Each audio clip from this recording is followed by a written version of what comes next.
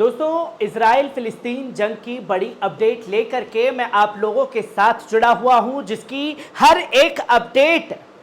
पल पल बदल रही है और पल पल के जरिए ही हर एक अपडेट आप लोगों के साथ साझा कर रहा हूं। जिस तस्वीर का किसी को अंदाजा नहीं था, वो किसी को से लेकर है इजराइल और अमेरिका।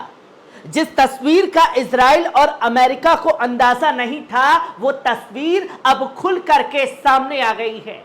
व्लादिमीर पुतिन का पूरा समर्थन जो है वो हमास के साथ आ चुका है और हमास ने जिस तरीके से बर्थडे गिफ्ट व्लादिमीर पुतिन को दिया, ये कई सारे सवाल जो हैं वो खड़े हो चुके हैं। अब कुछ लोग कहेंगे कि भैया क्या गिफ्ट हमास ने दिया, पुतिन उनके लिए क्या कर रहे हैं, ये सबसे ज्यादा सोचने वाली बात है। और जिस अग्रेशन से लेकर के पुतिन ने हमास का समर्थन किया है, वो यकीनन एक बेहतरीन नजीर उन देशों के लिए बन चुका है जो अभी तक या तो हमास की गलती बता रहे हैं या तो ये बता रहे हैं कि भैया दोनों की ही गलती है, या तो कुछ ऐसा भी इस जंग में कर रहे हैं कि खुल करके आतंकी देश इजराइल के साथ खड़े हुए हैं, जिसकी तस्वीर लोगों के सामने है। और व्लादिमीर पुतिन खुल करके हमास के समर्थन में आना कहीं ना कहीं इस तस्वीर को और इस जंग को और बड़ा कर देना है। मैं बार बार अपनी रिपोर्ट में यह कहता हुआ नजर आया हूं कि दुश्मन का दुश्मन सबसे बड़ा दोस्त होता है, और यही तस्वीर जो है खासतौर पर इजराइल फिलिस्तीन की जंग के बीच देखने को मिल रही है कि एक तरफ व्लादिमीर पुतिन और दूसरी तरफ हमास के सीनियर नेता इस्माइल हानिया, जिनसे लगातार संपर्क जो है वो व्लादिमीर पुतिन भी लगातार संपर्क कर रहे हैं कि क्या अपडेट चल रही है। तो वही इंटरनेशनल मीडिया साफ तौर पर यह कह रहा है कि Hamas gift to Vladimir Putin, जो कि तस्वीर आपके सामने है कि हमास ने व्लादिमीर पुतिन को यह हमला करके एक तोहफा दिया है। वो तोहफा क्या है यह समझना ज्यादा जरूरी है कि जिस दिन हमास ने यह जंग इजराइल के खिलाफ छेड़ी और इजराइल को उसके घर में घुस करके मारा, वो डेट थी 7 अक्टूबर, और 7 अक्टूबर 1992 जो कि व्लादिमीर पुतिन का जन्मदिन दिवस है, जिसके लिए एक बड़ा तोहफा हमास ने दिया है। और जब हमास ने यह तोहफा व्लादिमीर पुतिन को दिया तो साफ तौर पर व्लादिमीर पुतिन ने अपना स्टेटमेंट जारी कर दिया है और कहा है Vladimir Putin blames US for Israel Gaza conflict show your failure, जो कि दुनिया भर में यह दावा करता है इजराइल कि वो 2 नंबर का सबसे बड़ा ताकतवर देश है और इतनी बड़ी उसकी इंटेलिजेंस है कि तमाम देश को वो घुटने पर ला सकता है, मजबूर कर सकता है, ये कर सकता है, वो कर सकता है। इस पर व्लादिमीर पुतिन ने साफ तौर पर कहा कि भले ही आप 2 नंबर का होने का दावा कर रहे हैं, नो डाउट कि आप 2 नंबरी काम भी कर रहे हैं, जिस तरीके से मजलूम फिलिस्तीनियों की जगहों पर कब्जा कर रहे हैं, और आप 2 नंबर में अपने आप को आगे से नहीं पीछे से गिनती करिए। हमास ने आपको घर में घुस करके मारा है, यह बात आप भूल नहीं सकते, और यह आपका बड़ा फेलियर है खासतौर पर अमेरिका और इजराइल का, जहां खुल करके समर्थन जो है व्लादिमीर पुतिन ने कर दिया है, जिसकी तस्वीर लोगों के सामने है। और व्लादिमीर पुतिन ने जो इजराइल बमबारी लगातार गाजा के ऊपर कर रहा है, तमाम मदद जो है खासतौर पर जो मजलूमों के ऊपर जुल्म ढाए जा रहे हैं,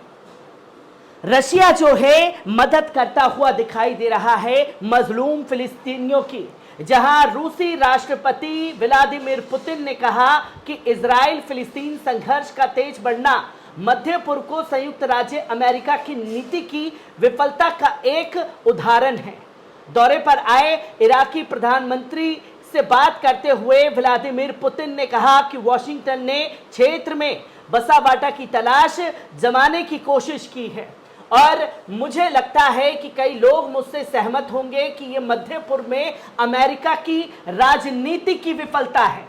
एक स्पष्ट उदाहरण उन्होंने कहा कि अब हम व्हाट्सएप पर हैं। शामिल होने के लिए तमाम क्रेमलिन के प्रवक्ता दिमित्री ने पहले कहा था कि मॉस्को समाधान खोजने में मदद करने के लिए इजराइल और फिलिस्तीनियों दोनों से बात कर रहा है। जब उनसे मॉस्को में फिलिस्तीनी राजदूत के दावे के बारे में पूछा गया था कि क्या फिलिस्तीनी नेता महमूद अब्बास जल्द ही मॉस्को का दौरा करेंगे, दिमित्री पेस्कोव ने कहा कि यात्रा की योजना युद्ध से पहले बनाई गई थी। उन्होंने कहा कि मॉस्को तारीख निर्धारित होने के बाद इसकी घोषणा करेगा।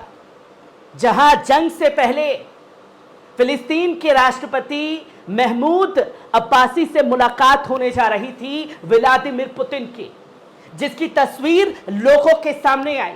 और अब जंग छिड़ चुकी है, वो भी उस दिन जिस दिन व्लादिमीर पुतिन का जन्मदिवस था और हमास ने एक बड़ा तोहफा दिया।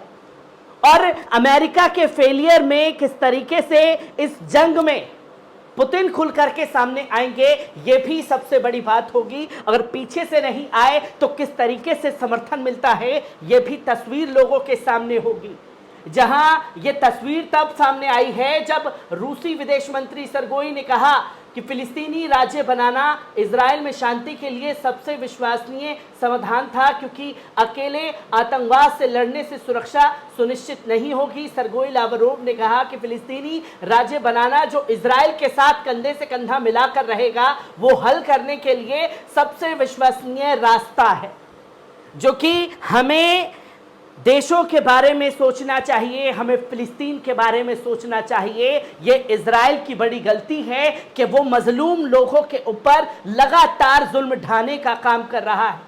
जिसकी तस्वीर सामने आई। और व्लादिमीर पुतिन के जन्म दिवस पर हमास ने इजराइल पर क्रूर हमला किया। मध्यपुर में इस तरह का विनाशकारी सुरक्षा झटका एक रूसी राष्ट्रपति के लिए स्वागत योग्य था। आश्चर्य की बात यह है कि रणनीति प्राथमिकता पश्चिम समर्थन और यूक्रेन से ध्यान हटाने की है। इजराइल में बड़े पैमाने पर आग लगने से ठीक वैसा ही होने का खतरा है। बड़ा सवाल यह है कि इजराइल, कोसोवो, कॉकेशस और अफ्रीका के बढ़ते संकटों के तूफान के लिए क्रेमलिन को कितना श्रेय दिया जाएगा, जो अमेरिका और यूरोप में बढ़ रहा है। कई लोगों के लिए पुतिन को एक मास्टरमाइंड या कठपुतली मास्टर के रूप में देखना आकर्षक है, जो पश्चिम की तुलना में अधिक संघर्षों को भड़का सकते हैं।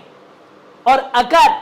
व्लादिमीर पुतिन खुल करके हमास के साथ आ जाते हैं, या जिस तरीके से चेचन्य लीडर जो हैं रमजान कादिरोव ने ये साफ तौर पर कहा कि अगर पुतिन हमें इजाजत देते हैं और हम उनसे इजाजत मांगेंगे और वो हमें इजाजत देते हैं, तो हम इस जंग में फिलिस्तीनियों के साथ खड़े होने का दावा करते हैं और शांति पूरी तरीके से कायम करके ही वापस लौटेंगे। ये वादा जो है हम पुतिन से करेंगे। जो कि इससे पहले वीडियो में मैंने आप लोगों के सामने ये बातें रखी और खुद रमजान कादिरोव के उस वीडियो को आपके सामने रखा, जो रमजान कादिरोव ने लोगों के साथ साझा किया। और ये तस्वीर देखने वाली है कि कैसे यूक्रेन का इस्तेमाल अमेरिका ने रशिया के खिलाफ किया, और वही टेक्नोलॉजी, वही इंटेलिजेंसी जो है व्लादिमीर पुतिन इजराइल के खिलाफ करके, क्योंकि ये जंग सीधे तौर पर इजराइल के खिलाफ नहीं बल्कि अमेरिका का भी बड़ा फेलियर है, जिसके खतरनाक हथियार जो हैं इजराइल के पास मौजूद हैं। और जब इजराइल के पास खतरनाक हथियार उसके मौजूद हैं, उसके बावजूद इतना बड़ा हमला दर्शाता है कि कितना बड़ा फेलियर है सुपर पावर अमेरिका का, और कितना बड़ा फेलियर है पीछे से 2 नंबर होने का दावा करने वाले इजराइल का, जो कि पुतिन ने अपने शब्दों में साफ तौर पर कहा। सच तो यह है कि पुतिन ने इन सभी संकटों को भड़काया नहीं है, लेकिन अब वे आग में घी डालने और अपने फायदे के लिए इसे खेलने में खुश हैं। वे अराजकता का आनंद ले रहे हैं। क्रेमलिन के प्रचारक पहले से ही ये कहानी फैला रहे थे कि मध्य पूर्व युद्ध रूस की जीत है और यूक्रेन के लिए पैसा खत्म हो जाएगा। ये शायद पुतिन के लिए सबसे अच्छा जन्मदिन का तोहफा था। यूरोपीय संघ के एक राजनयिक ने कहा कि इजराइल पर अमेरिका के फोकस को देखते हुए इजराइल के खिलाफ हमले से ध्यान पट जाएगा। हमें उम्मीद है कि इसका यूक्रेन के समर्थन पर कोई असर, नाटकीय प्रभाव नहीं पड़ेगा, लेकिन निश्चित रूप से बहुत कुछ मध्य पूर्व में संघर्ष की लंबी और पर निर्भर करेगा। यदि हम वास्तव में एक भू राजनीतिक यूरोपीय संघ बनाना चाहते हैं तो हमें एक ही समय में कई संकटों से निपटने में सक्षम होना होगा। वॉशिंगटन में यह पहले ही निष्कर्ष है कि इजराइल पर हमास के हमलों से यूक्रेन पर अमेरिका का ध्यान कम हो जाएगा, जैसा कि पिछले सप्ताह रिपब्लिकन के एक समूह ने उसी हिस्से द्वारा केविन मैकेर्टी को हटाने के लिए, परिणामों से ध्यान हटाने के लिए यह हमला किया। और सबकी नजरें जो है रशिया यूक्रेन के ऊपर टिकी हुई थी, और यूक्रेन और इजराइल को समर्थन देने वाला देश जो है वो सुपर पावर अमेरिका। अब सुपर पावर अमेरिका इस असमंजस में है कि वो मदद किसको दे, जिसके खिलाफ रशिया को भड़काया यूक्रेन को, या इजराइल को दे जिसको घर में घुस करके हमास के लड़ाकों ने इस कदर मारा है कि वो बरसों बरस तक गूंज उसकी कानों में रहने वाली है। और व्लादिमीर पुतिन जिस तरीके से खुशी जाहिर कर रहे हैं और हमास के इस कदम से खुशी जताते हुए अपने अग्रेशन में नजर आए हैं, ये सबसे बड़ा सवाल है कि इस जंग में और खतरनाक मोड़ आना बाकी है। हर एक तस्वीर, हर एक पहलू आपके साथ साझा करता रहूंगा। दीजिए इजाजत, शुक्रिया।